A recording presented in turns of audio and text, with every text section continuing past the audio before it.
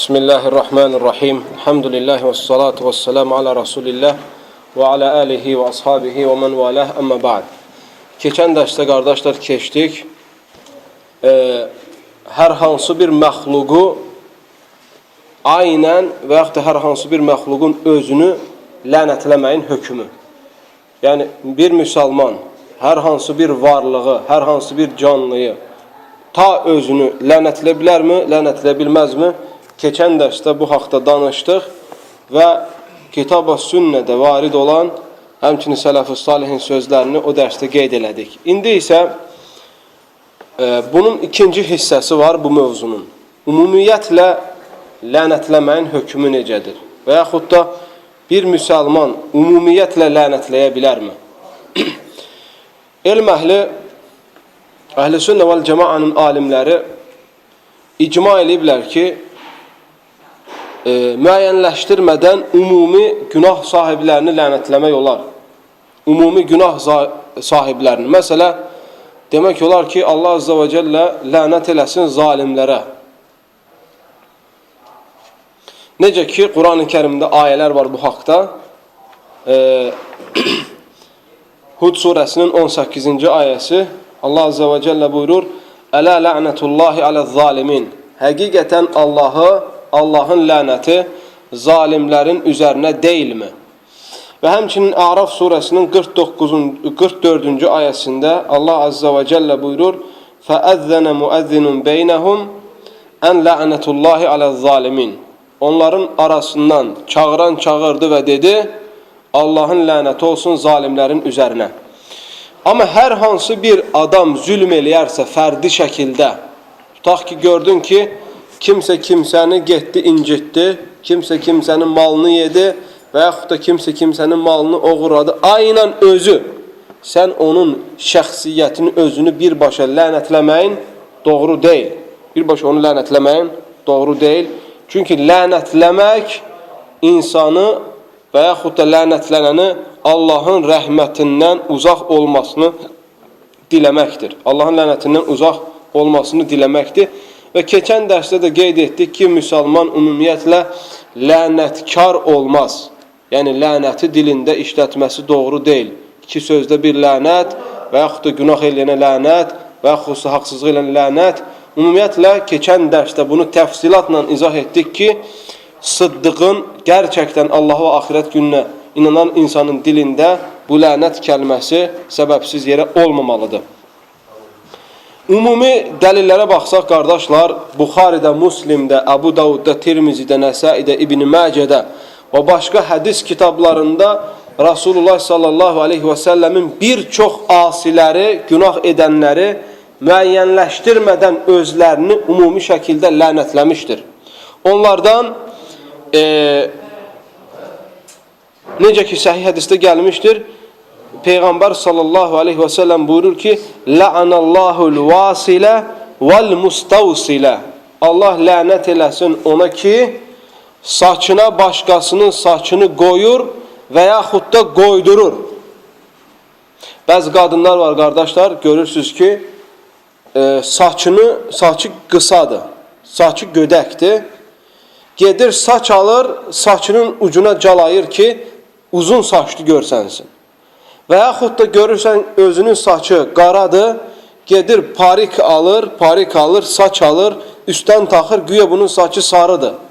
Və yaxud da saçı uzundur, gedir qıvrım saçlar alır, parik alır, başına taxır, güya bunun saçı qıvrımdır. Və s. kimi. İstərsən kişi olsun, istərsən qadın olsun, saçına saç calayan və calayan, yəni tələb edir ki, cala. Və yaxud da onu calayan, kim onun başına calayır. Və yaxud da onu tələb eləyən, hər ikisi də Rasulullah sallallahu aleyhi və səlləmin dili ilə lənətlənmişdir. Və həmçinin Peyğəmbər sallallahu aleyhi və səlləm buyurur: "La'anallahu əkilər ribə." Sələm yeyənə Allah lənət eləsin. Sələm yeyənə Allah lənət eləsin.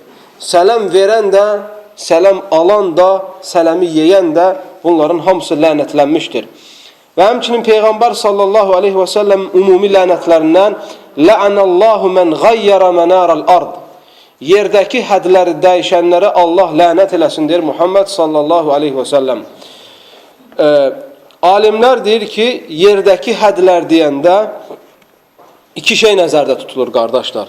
Yerdəki hədlər dəyişən deyəndə iki şey nəzərdə tutulur. Birincisi, insanların yaşadığı bölgələrdə qoyduqları sərhədlər.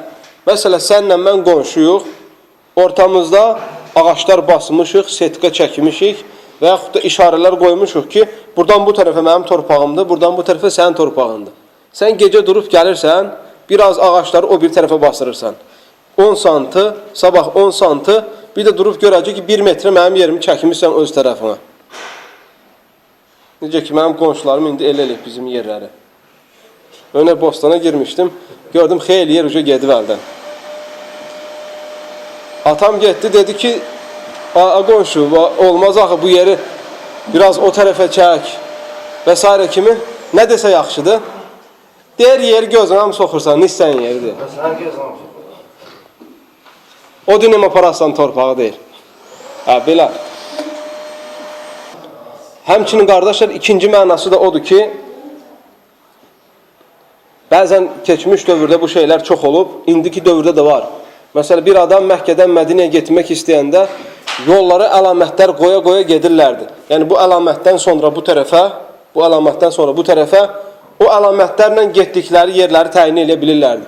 İndi bugün də yolda nələr var? Yolda lövhələr var, göstərir ki, bu filan yerə gedir, bu yol filan yerə gedir və yaxud da filan yerin göstərdiyi yol, məsələ, 100 kilometrdir. Sən də gedib arxasını artırırsan 1-0, yəni 1000 kilometrdir. Bu adam o yolla getmir. Və yaxud da göstərir ki, işarə ilə bu yol səni filan yerə aparır, o işarəni fırlatıb ayrı yola sarırsan. Nə olursa olsun, hər iki mənada, istərsən qonşular arasında olan sərhəd olsun, İstərsən insanlar istiqamətlənmək üçün qoyduqları işarələr olsun, bunları dəyişdirən insanlar lənətə düçar olan insanlardır. Və həmçinin Peyğəmbər sallallahu aleyhi və səlləm yumurta oğrayanı lənətləyib. O bizdə atalar sözü var ki, oğurluq deyir, yumurtadan başlayır, bankda qutarır. Nə üçün qardaşlar? Adətən yumurta insanların gözündə qiymətsiz bir şeydir. Heç zaman insan ilk öncə gedib böyük işlərə başlamır. İlk öncə yumurta oğranılır. Yumurtadan başlayırlar. Ona görə şəriətdə haram bir şey varsa onu kökündən həll eləməlisən. Haramın nəyindən? Kökündən. Ona görə nə deyirlər? Atalar sözü var. İlanın başını əzmək lazımdır. Çünki ilanın ayağından basırsan ölmür. O səni zərər verə bilir. Pisliyin başını əzmək lazımdır. Peyğəmbər s.ə.v buyurur: "La'anallahu sariqa yasriqul bayda." Yumurta oğrayan oğruya Allah lənət eləsin. İndi bu deməkdir ki, sən gedib maşını oğraya bilərsən. Yəni, lənət yumurtaya misal olaraq gəlib və bütün oğurlara şamildir. Həmçinin lənət gəlib o adamlar ki, valideynlərini lənətləyirlər. Atasına, anasına lənət oxuyur. Peyğəmbər s.ə.v buyurur ki, "La'anallahu men la'ana valideyhi." Valideynlərini lənətləyənə Allah lənət eləsin. Bu necə olur, qardaşlar? Bu da iki yolla olur. Birinci yol, insan gedir atası ilə, anası ilə mübahisə eləyir və onları üzlərinə lənətləyir. İkinci yol da gedir başqasının atasını lənətləyir, o da qayıdıb sənin atanı lənətləyir. Bu da həmçinin sən öz atanı lənətlənməyinə səbəb olmuş olursan. Hər iki halda da bunu etmək haramdır. Və həmçinin Muhammed sallallahu aleyhi və səlləm baxsaq sünnəyə görərik ki, dəlillər var ki, Allahdan qeyrisinə qurban kəsənləri lənətləyib. Ali ibn Əbi Talib radiyallahu anhudan gəlir ki, Peyğəmbər sallallahu aleyhi və səlləm buyurur ki, "La'anallahu men zəbəhə li qeyrillah." Allahdan başqasına qurban kəsənlərə Allah lənət eləsin. Və həmçinin Peyğəmbər sallallahu aleyhi və səlləm buyurur, "Mən əhdəsə fiyhə hədəsən əv əvə muhdisən."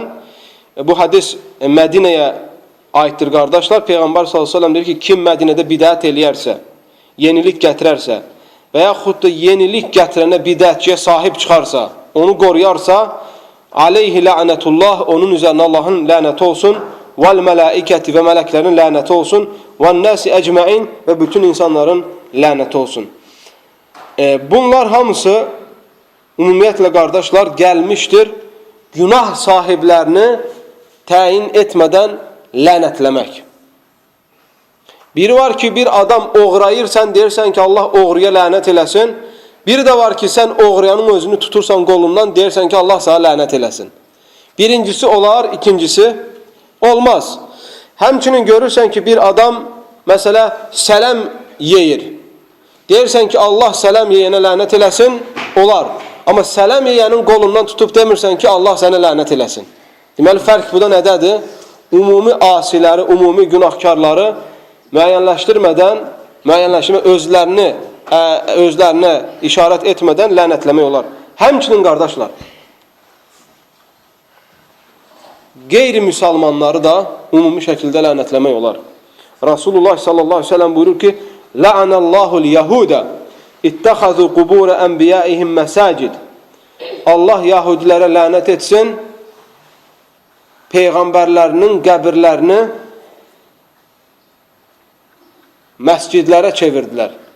Yahudilər, bilirsiniz, peyğəmbərlərin çoxu Yahudilərə gəlmişdir. Peyğəmbərlərin çoxu Yahudilərə gəlir.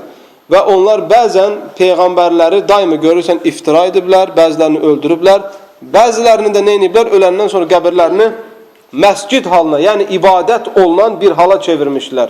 Qurban kəsirlər, namaz qılırlar, tavaf edirlər və s. kimi şirk əməlləri, küfr əməlləri o ölmüş, vəfat etmiş peyğəmbərlərin qəbirlərində bunları sərf edirlər. Və həmçinin qardaşlar, lənət eləmək gəlmişdir o kişilərə ki, özlərini qadınlara bənzədirlər, o qadınlara ki, özlərini kişilərə bənzədirlər. Bu ümumiyyətlə İmam İbn Rəcəb rahiməhullah demişkən, bu şamildir. Hər şeydə aiddir. Kişiyə vacibdir, kişi dövrünü yerinə yetirsin, kişi rolunu yerinə yetirsin, qadına da lazımdır, qadın dövrünü yerinə yetirsin. Hər kəs ona məxsus olan paltarı geyinsin, ona məxsus olan davranışı davransın, ona məxsus olan hərəkətləri etsin. Əksi təqdirdə başqasının ixtisası olan hər hansı bir geyinişdə və yaxud davranışda o birisi onu edərsə, o baxımından o Rasulullah sallallahu aleyhi və səlləmin lənətinə daxil olmuş hesab olunur. Qadınların şalvar geyinməsi. Qadınların şalvar geyinməsi, kişi şalvarı və yaxud da qadınların saçlarını kişi saçları kimi qısaltması, yeriyəndə kişi kimi yeriş vurmaları, bunların hamısı qadınların lənətlənməyinə, kişilərə oxşamağına görə lənətlənməyinə səbəbdir. Həmçinin kişi, qadına özünü bənzətən kişilər, qadın kimi yeriməyə çalışanlar, qadın libası geyinənlər, danışıqlarını və hərəkətlərində özlərini qadınlara bənzətənlər, bunlar da həmçinin lənətlənmişdir. Ona görə, əziz qardaşlarım, ən normal şey odur ki, olduğu kimi davrana.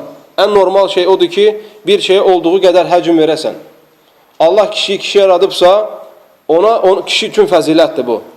Kişi üçün bir ixtisasdır bu.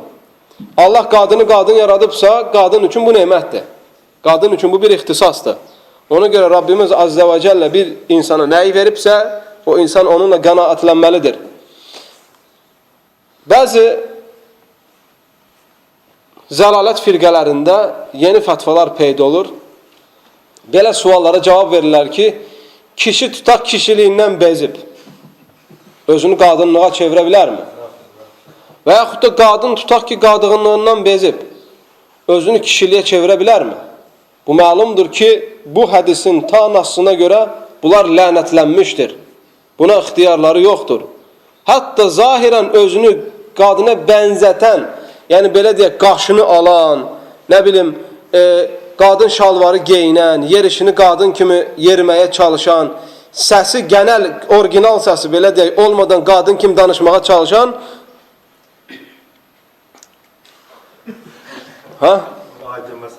bunlar hamısı lənətlənmişdir.